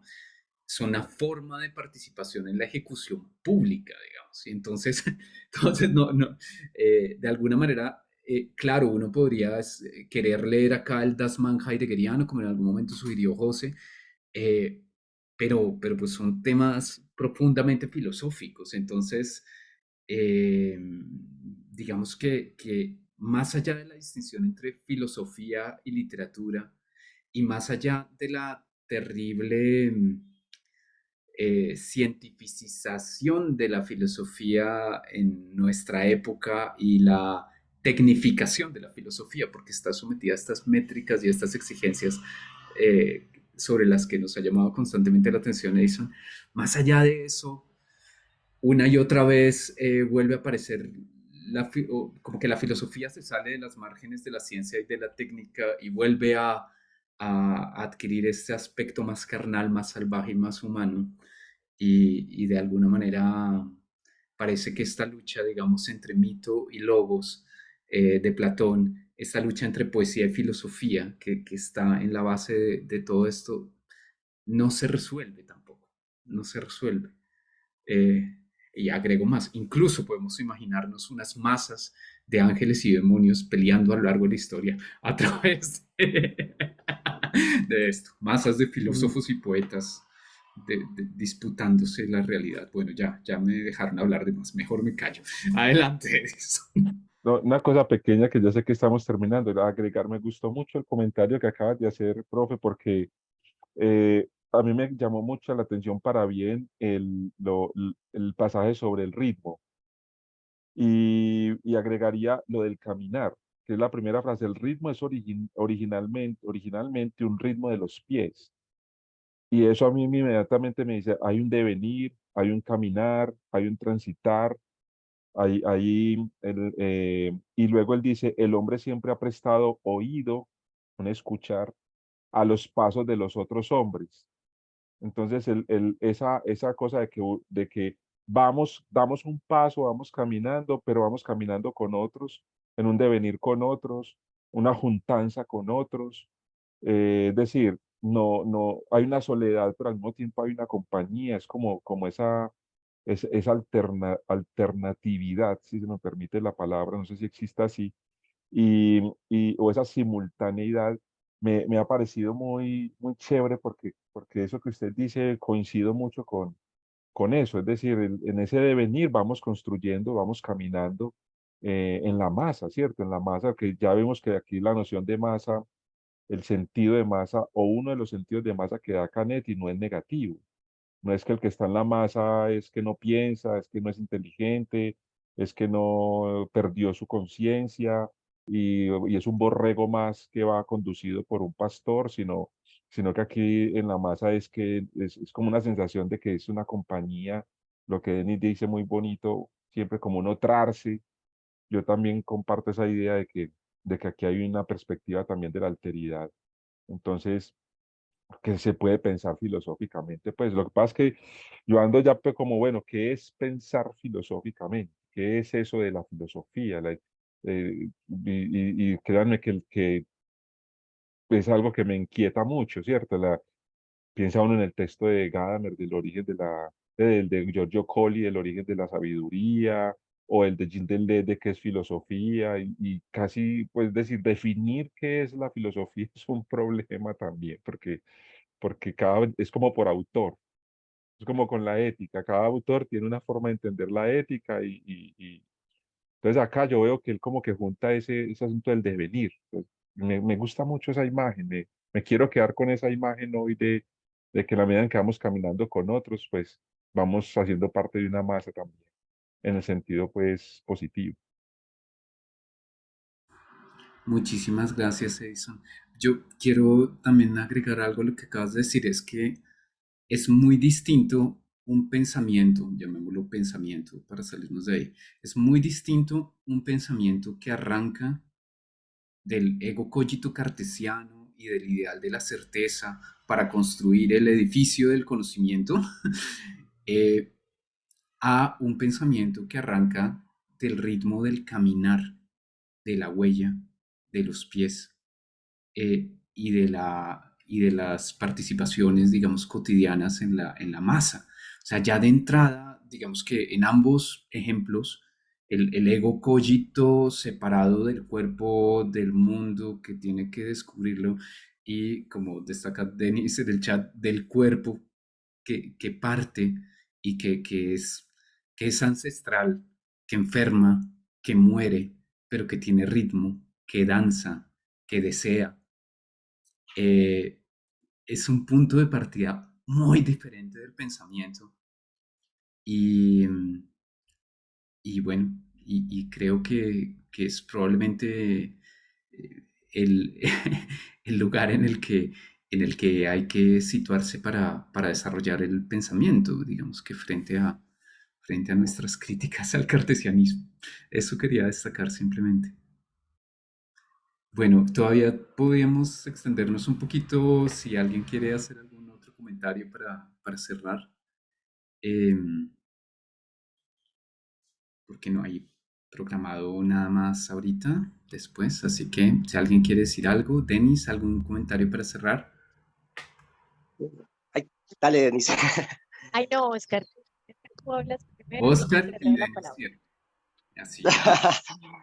Y que, en este momento recordaba unas conferencias, no recuerdo bien el nombre, de la profesora Ana Rabe, la estuve viendo por ahí sobre la música, sobre el ritmo, muy interesante todo este asunto, porque en el fondo creo que, bueno, hay un concepto muy interesante que me llama la atención en la misma página que el propio Andrés citaba ahora, eh, es una especie de notación musical rítmica. Entonces, pues hablo de la profe Rabe porque ella hace pues como unos análisis de la memoria, de la música, y tiene que ver un poco con todo este estado pues como, como, como que uno se siente transportado un poco cuando lee a Canetti a esos lugares antes de la historia, o no sé cómo describirlo, pero me da la impresión que el tema de la música también es un asunto que desde el cual se puede empezar pues como a hacer una reflexión a propósito pues como del cuerpo y del ritmo,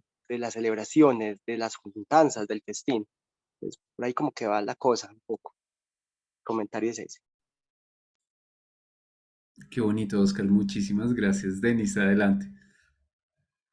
Bueno, siempre me gusta mucho escucharlos a todos y a Oscar, no solo por sus palabras, sino porque siempre escucho pajaritos como al fondo de la voz de Oscar. Eh, no, pues un último comentario que me queda es que yo siento que, bueno, que Canetti es un autor sin duda exigente porque lo descoloca a uno de una serie de tradiciones.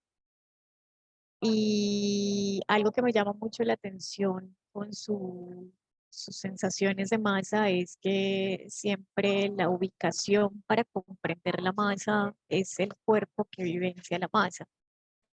Y de ahí que sin duda vaya a los ritmos, a los tiempos y demás. Siento que también el tema del devenir está ahí presente.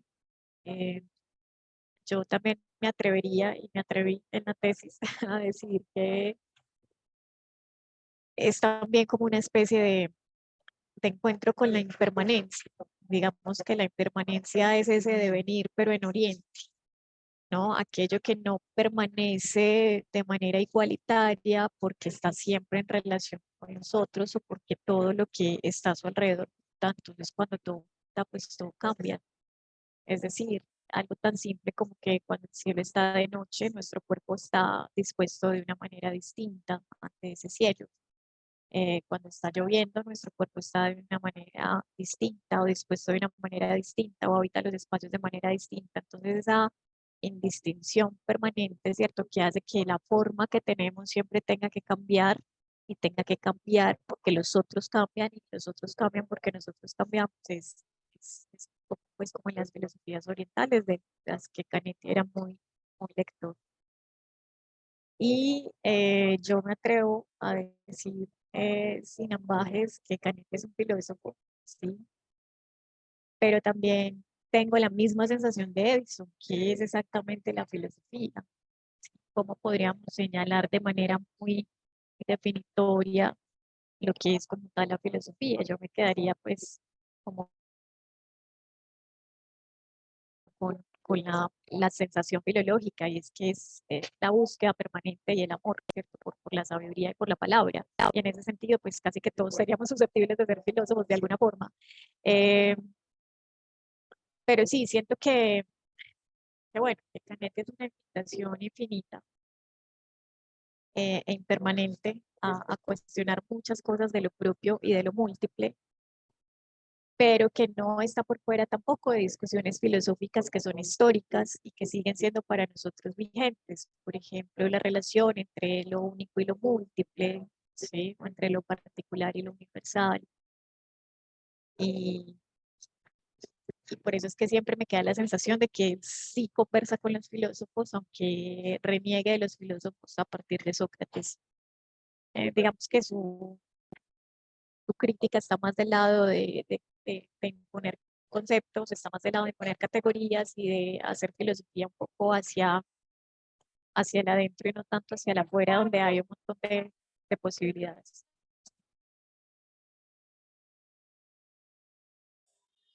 Denis, querida, muchísimas gracias. Qué interesante de verdad escucharles a todos ustedes.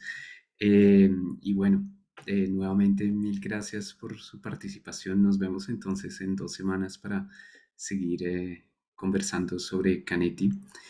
Muchas Muchas gracias gracias a todos.